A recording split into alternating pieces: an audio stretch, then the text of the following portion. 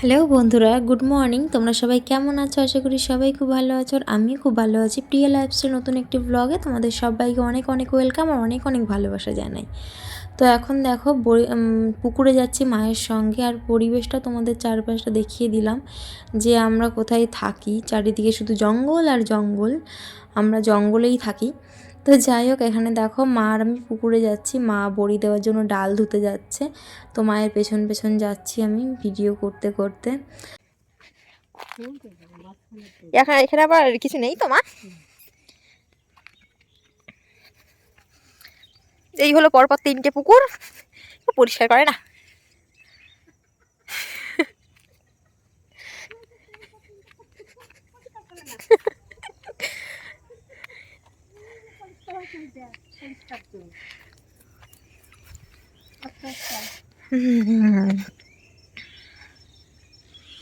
তবে আমাদের এখানে চন্দ্রপুরা সাপের উৎপাত ভীষণ। চারিদিকে শুধু শুয়ে থাকে চন্দ্রপুরা সাপ। এখন যেই সাপের উপদ্রব সারা ভারতে বেশি বেশি করে বেড়েছে, আমাদের এখানে চন্দ্রপুরা সাপের উৎপাত প্রচণ্ড, সব সময় দেখা যায়। দেখতে হলে তোমাদেরকেও দেখাবো। এখন মা ডাল ধরছে, বাড়ি গিয়ে বড়ি দেওয়া হবে। রোদ উঠেছে ভালো, ভীষণ ভালো রোদ উঠেছে, চকচক করছে পুকুরে জল টল সব। খুব সুন্দর রোদ উঠেছে।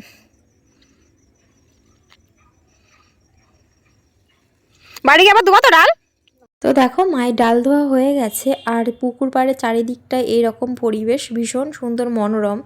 কিন্তু মনোরম হলেও এখানে আসতে খুব ভয় লাগে। সেটা হলো চন্দ্রপোড়া সাপের খুব উৎপাত আমাদের এখানে। যেহেতু পাশে নীলকুঠি আছে, ফরেস্ট আছে, তো সেই জন্যই আরও কি বেশি একটু এই সাপের উপদ্রব। আর চারিদিকটা প্রচণ্ড জঙ্গল, পরিষ্কার করা হয় কিন্তু সবাই জায়গাটা আসতে ভয় পায় যে সবাই কি করে পরিষ্কার করবে জায়গাগুলো। তাও দেখেছো অনেকটা করে পরিষ্কার করে দিয়েছে, আগে তো আরও জঙ্গল ছিল। তো ওষুধ দেওয়া হয়, বর্ষাকাল যখনই আসে তখনই চারিদিকে ঝোপঝাড় বন জঙ্গল আবার ভর্তি হয়ে যায়। যতটা সম্ভব পারা যায় ততটা পরিষ্কার করেই রাখা হয়, কিন্তু এত জায়গা পরিষ্কার কী করে করবে বলো। তা সবাই একটু সাবধানেই থাকতে হয় যেহেতু চাষবাস আছে। আর এইগুলোতে বাবা নানান ধরনের ফসল লাগিয়েছে, যেমন আলু, পেঁয়াজ। তারপর আমাদের যেহেতু চারার ব্যবসা আছে বাড়িতে, সেই জন্য চারার ব্যবসারও কিছু গাছগাছালি লাগানো আছে। আর আমাদের গ্রামেও 2-4 জনকে কামড়িয়েছে, তো তারা মৃত্যুর মুখ থেকে ফিরে এসেছে। তো সত্যিই মানে থাকতে ভীষণই ভয় লাগে। চারিদিকটা এত সাপ, মানে প্রত্যেক মাসে মাসে কতগুলো করে দেখা যায় তার কোনো হিসেব নেই। তো যাই হোক, এখানে দেখো এখন ডালটা ধুয়ে নিয়ে এসেছি, এখন মিক্সারে দিয়ে দেবো। মিক্সারে পেস্ট করে প্রতিদিন অল্প অল্প করে ডাল মা ভিজাচ্ছে, কারণ বড়ি দেওয়ার তেমন লোক নেই, আমি আর মা দেবো আর কাকি ফেনিয়ে দেবে। অল্প অল্প করেই মা প্রতিদিন ডাল ভেজাচ্ছে আর আমরা সেভাবেই বড়ি দিচ্ছি। তো এখানে দেখো ডাল পেস্ট করে নিয়ে চলে এসেছি, আর কাকিমা বসেই আছে বড়ি দেবে সব কাজকর্ম গুছিয়ে আর কি। তো মা হচ্ছে কুমড়োটা আনতে গেছে। কুমড়ো যেমন তোমার কুড়িয়ে জল ঝরিয়ে জাগ দেয় বলে না, ওই যে ছাইয়ের মধ্যে দিয়ে ছিল নোড়ে চাপা টাপা কী সব দেয়, আমাদের দিকে এরকম করেই জাগ দেয় আর কি, জলটা যাতে পুরো নিংড়ে বেরিয়ে যায়। তো কাকি এখানে পুরো ওটা মিশিয়ে নেবে, মিশিয়ে নিয়ে ভালো করে ফেনিয়ে দেবে, আমি আর মা শুধু বড়িটা দিয়ে দেবো। তো অনেকটাই সময় লাগবে ফেনাতে, ভালো করে ফেনানো না হলে তো বড়ি ভালো হবে না, তো শক্ত হয়ে যাবে আর খেতেও ভালো লাগবে না।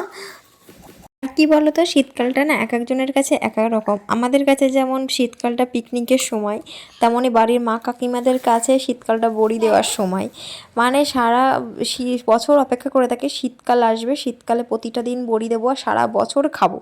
তো এমন একটা ব্যাপার, আমাদের বাড়িতে প্রতিদিন বড়ি দেওয়া হচ্ছে। আমি যে কদিন ছিলাম বাড়িতে 15 দিন মতো, সেই 15 দিনই প্রায় তার মধ্যে মনে হয় 10 দিন এরা বড়িই দিয়েছে। আমি শুধু মিক্সারে পেস্ট করে দিতাম আর শুধু বড়িই দিয়ে যেত। তো কি বলবো, আর প্রতিটা দিন একই বড়ি দেওয়ার বড়ি দেওয়া, মানে এদের মাথায় একটা চাপ থাকে বড়িগুলো দিয়ে তাড়াতাড়ি কমপ্লিট করতে হবে। আর আমার মনে হয় এটা শুধু আমাদের বাড়িতে না, গ্রাম বাংলার প্রত্যেকটা ঘরেই এর এই অবস্থা হয়, বড়ি দেওয়ার বড়ি দেওয়ার কি বলবো। আর এই যে কাকাদের ঘরটা তো কমপ্লিট হয়নি, তো এর ভিতরেই আমার মেয়ে আর হচ্ছে কাকার ছেলে মানে মামা আর ভাগ্নি দুজনে মিলে খেলা করছে। তো দেখো ওদের খেলার কত বাহার। তো এখন সবাই মিলে বড়ি দিচ্ছে, তো আমিও বড়ি দেব যদি দিতে পারি, কারণ মা কাকিমা বড়ি দেওয়া শুরু করবে। 500 ডাল ভেজানো হয়েছে, মিক্সারে তো দেওয়া হলো, তোমাদেরকে দেখালাম। তো যদি থাকে বেশি তাহলে আমি বড়ি দেবো, নাহলে মা আর কাকিমাই দিয়ে দেবে বড়ি সব। তো চলো তোমাদের সঙ্গে শেয়ার করব, তো সঙ্গে থাকো, দেখতে থাকো। তো এখানে দেখো বড়ি দিয়ে স্টার্ট হয়ে গেছে। আর আমি অতটাও ভালো বড়ি দিতে পারি না, তবে চেষ্টা করি, বড়ি দিতে আমার খুব ভালো লাগে। বড়ি কিন্তু আমি খেতে একদমই পছন্দ করি না, আমি কোনোদিনই বড়ি খাই না, তো আমার ভালো লাগে না, ওর টেস্টটা আমার ঠিক ভালো লাগে না, খাওয়ার পর মুখটা কেমন তেতো হয়ে যায়, তো সেই জন্যই বড়িটা আমি খাই না। কিন্তু আমাদের বাড়ি ওই বাড়ি মানে দুই বাড়িতেই বড়ি কিন্তু সবার খুব প্রিয়, শুধু আমিই মনে হয় খাই না, আর আমার মতো মনে হয় আর কেউ নেই যে বসে বড়ি খায় না।